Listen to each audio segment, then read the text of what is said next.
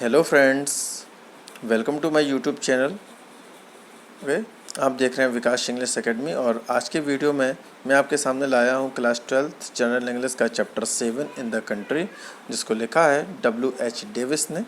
Okay, तो इस video के स्टार्ट करने से पहले थोड़ा सा हम उनके बारे में भी जान लेते हैं। तो W.H. डेविस यानी कि इनका पूरा नाम था विलियम हेनरी डेविस, और he was a Welsh poet and writer, जो कि एक वेल्स पोएट और राइटर थे।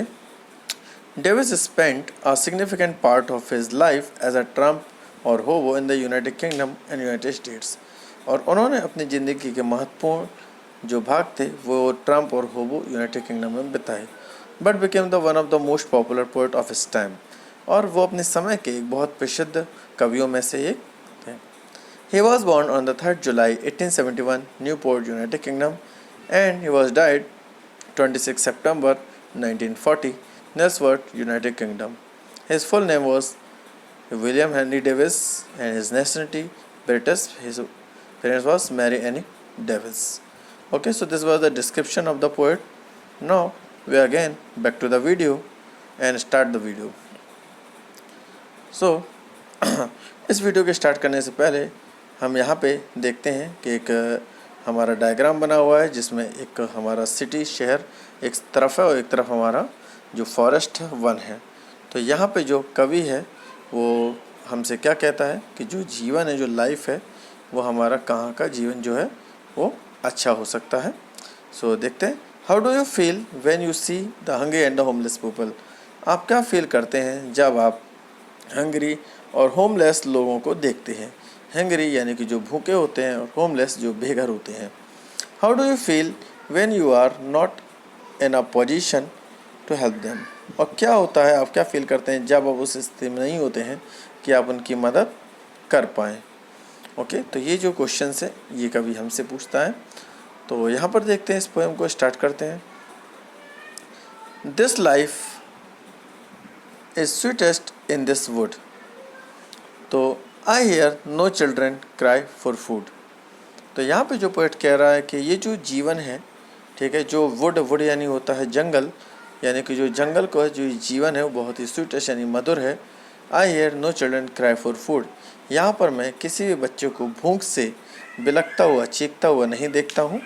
आई see no women wait with care, और यहाँ मैं किसी भी महिला को दुख से सफ़ेद होते नहीं देखता हूँ। No man with muscles wasting hair. No doubt it is a selfish thing to fly from human suffering. तो नो मैन, यहाँ पर मुझे कोई व्यक्ति अपने मसल्स यानी बाहुबल का प्रयोग करते हुए नहीं दिखता है। और नो डाउट, इसमें कोई शक नहीं है कि ये एक सेल्फिश थिंग है। To fly from human suffering यानी मनुष्य के दुखों से भाग जाना। No doubt he is a selfish man who shuns poor and creatures. इसमें कोई शक नहीं है कि वह एक सेल्फिश व्यक्ति है जो शंस पुअर, जो गरीबों लोगों से, शंस का मतलब होता है यहाँ पे भाग जाना, दूर रहना। क्रीचर्स यानी प्राणी, यानी सैड यानी दुखी, और वैन का मतलब होता है व्यथित, या वो दुखी ही होता है। But it is a wretched life to face.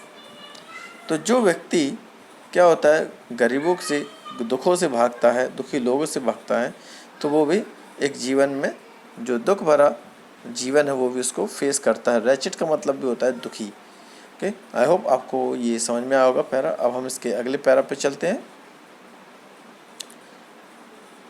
Hunger is almost every place, cursed with a hand that's empty.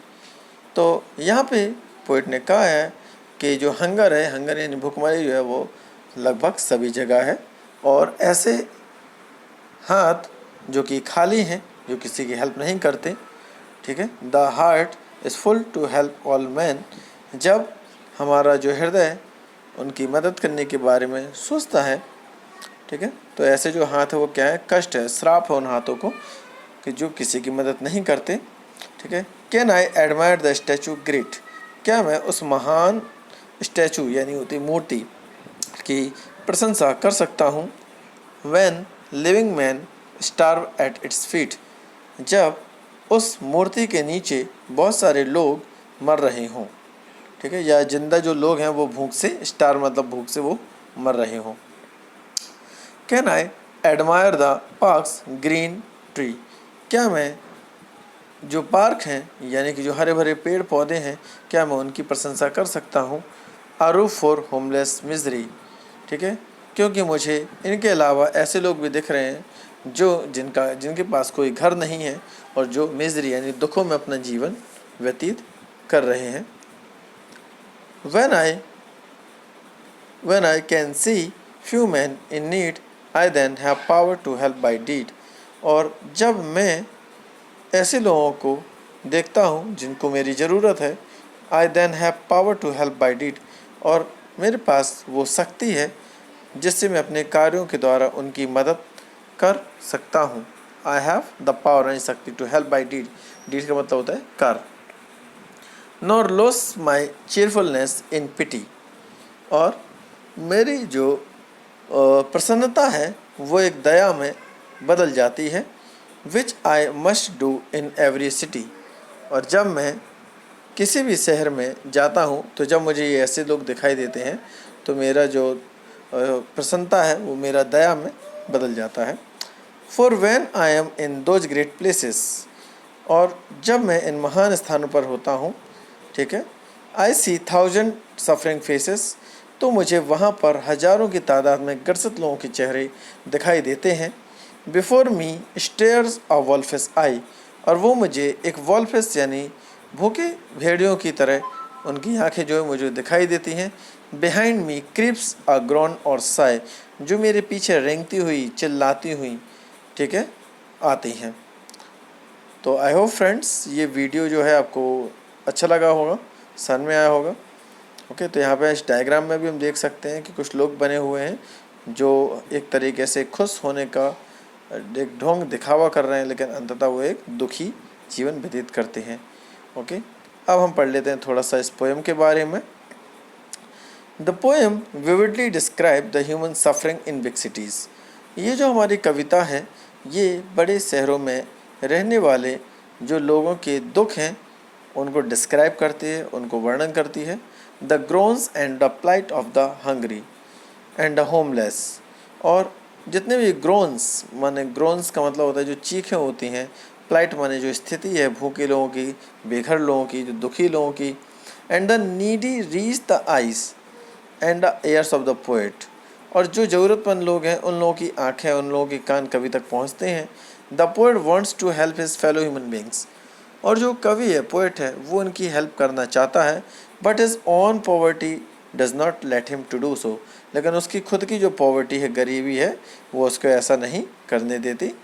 The sensitive poet thus wishes to flee to some desolate place where he would not encounter such suffering, तो जो हमारा sensitive poet है, कवि है, वो ऐसे स्थानों पर भाग जाना चाहता है जहाँ पर उसे इस प्रकार के दुखों का सामना नहीं करना पड़ेगा। ओके, तो ये था हमारी इस पोएम का मीनिंग। आई होप आपको ये वीडियो पसंद आया होगा। तो आपको ये वीडियो अगर अच्छा लगा हो तो इसको प्लीज़ लाइक और कमेंट भी करें। ओके, तो आज के वीडियो में इतना ही। Thank you.